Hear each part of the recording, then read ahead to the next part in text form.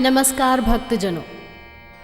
भक्तों, भगवान श्री राम एक वचनी है। वह जिसे भी वचन देते हैं, अपने वचन को पूरा करने के लिए वह अपना सर्वस्व लगा देते हैं। रघुकुल रीत सदा चली आई, प्राण जाए पर वचन न जाए। आज हम उच्चारण करने जा रहे हैं राम मंत्र का।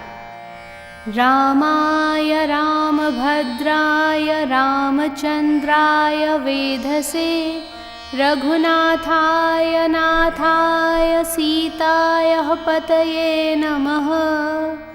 रामाय रामभद्राय रामचंद्राय वेधसे, रघुनाथाय नाथाय सीतायाः पतये नमः। रामाय रामभद्राय रामचंद्राय वेधसे, रघुनाथाय नाथाय सीतायाः पतये नमः। रामाय रामभद्राय रामचंद्राय वेधसे, रघुनाथाय नाथाय सीतायाः पतये नमः। रामाय रामभद्राय रामचंद्राय वेधसे, रघुनाथाय नाथाय सीतायाः पतये नमः। रामाय रामभद्राय रामचंद्राय वेधसे, रघुनाथाय नाथाय सीतायाः पतये नमः। रामाय रामभद्राय रामचंद्राय वेधसे, रघुनाथाय नाथाय सीतायाः पतये नमः। रामाय रामभद्राय रामचंद्राय वेधसे, रघुनाथाय नाथाय सीतायाः पतये नमः। रामाय रामभद्राय रामचंद्राय वेधसे, रघुनाथाय नाथाय सीतायाः पतये नमः। रामाय रामभद्राय रामचंद्राय वेधसे, रघुनाथाय नाथाय सीतायाः पतये नमः।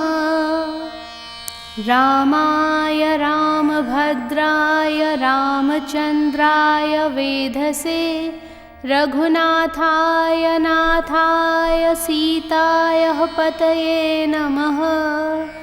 रामाय रामभद्राय रामचंद्राय वेधसे, रघुनाथाय नाथाय सीतायाः पतये नमः। रामाय रामभद्राय रामचंद्राय वेधसे, रघुनाथाय नाथाय सीतायाः पतये नमः। रामाय रामभद्राय रामचंद्राय वेधसे, रघुनाथाय नाथाय सीतायाः पतये नमः। रामाय रामभद्राय रामचंद्राय वेधसे, रघुनाथाय नाथाय सीतायाः पतये नमः। रामाय रामभद्राय रामचंद्राय वेधसे, रघुनाथाय नाथाय सीतायाः पतये नमः। रामाय रामभद्राय रामचंद्राय वेधसे, रघुनाथाय नाथाय सीतायाः पतये नमः।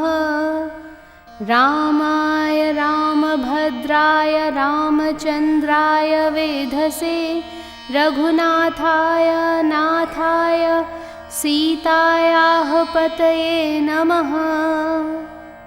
रामाय रामभद्राय रामचंद्राय वेधसे, रघुनाथाय नाथाय सीताय पतये नमः।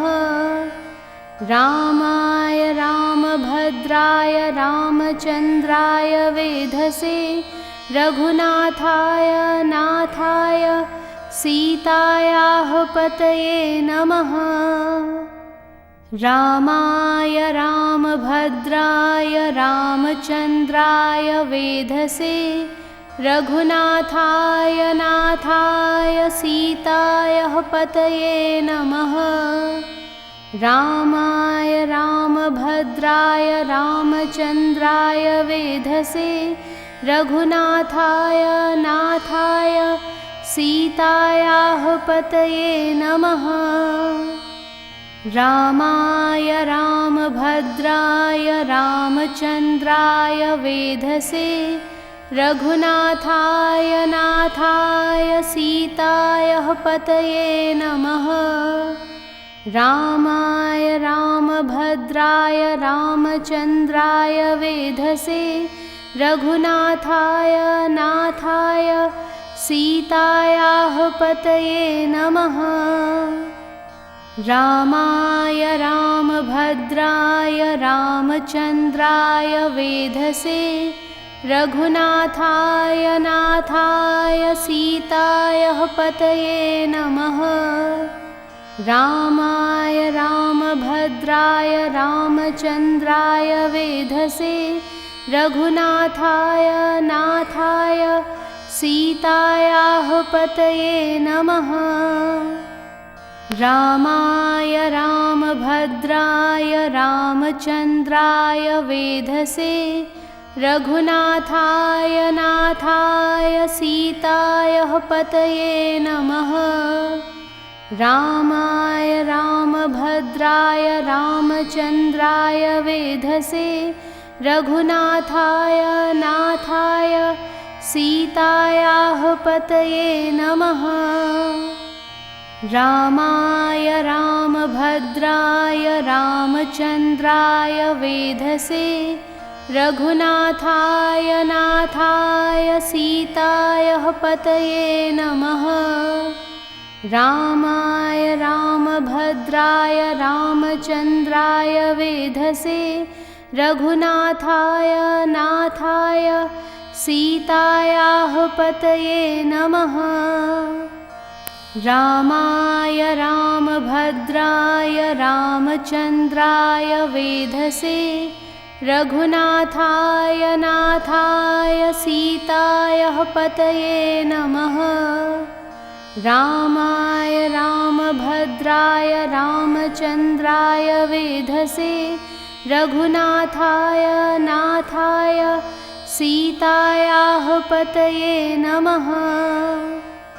रामाय रामभद्राय रामचन्द्राय वेधसे रघुनाथाय नाथाय सीतायाः पतये नमः।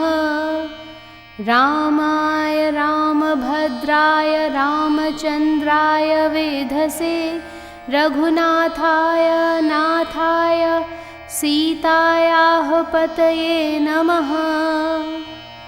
रामाय रामभद्राय रामचन्द्राय वेधसे रघुनाथाय नाथाय सीतायाः पतये नमः। रामाय रामभद्राय रामचन्द्राय वेधसे रघुनाथाय नाथाय सीतायाः पतये नमः। रामाय रामभद्राय रामचन्द्राय वेधसे रघुनाथाय नाथाय सीतायाः पतये नमः। रामाय रामभद्राय रामचन्द्राय वेधसे रघुनाथाय नाथाय सीतायाः पतये नमः। रामाय रामभद्राय रामचन्द्राय वेधसे रघुनाथाय नाथाय सीतायाः पतये नमः। रामाय रामभद्राय रामचन्द्राय वेधसे रघुनाथाय नाथाय सीतायाः पतये नमः।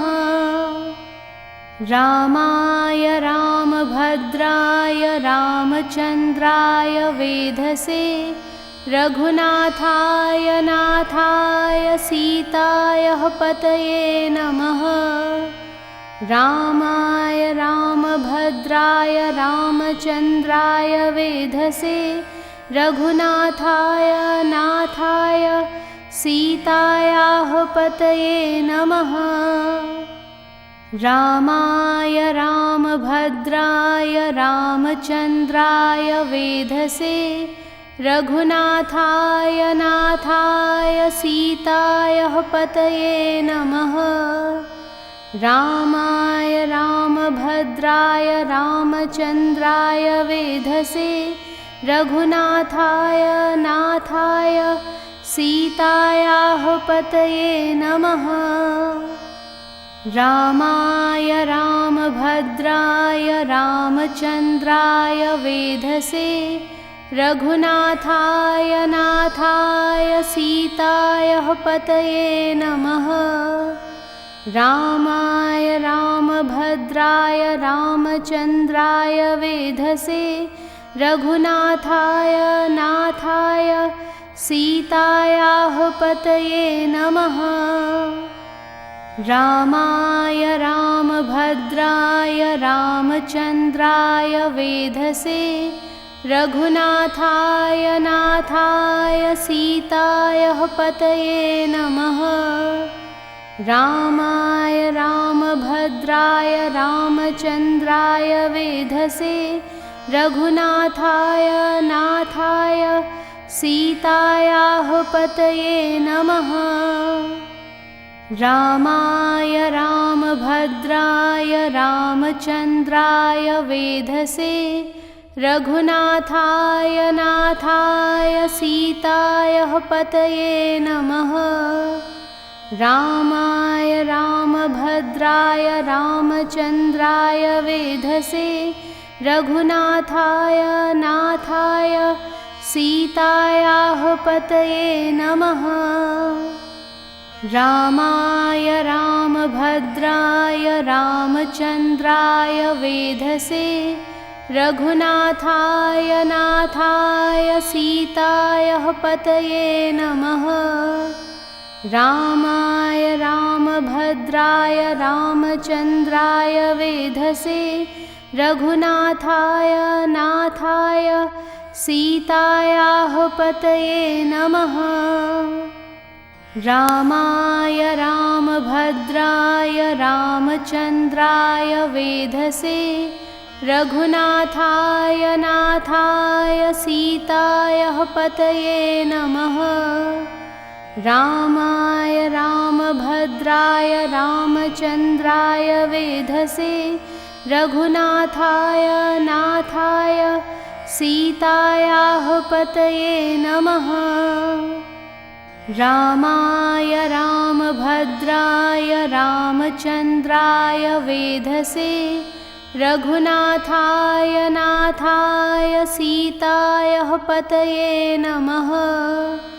रामाय रामभद्राय रामचन्द्राय वेधसे रघुनाथाय नाथाय सीतायाः पतये नमः।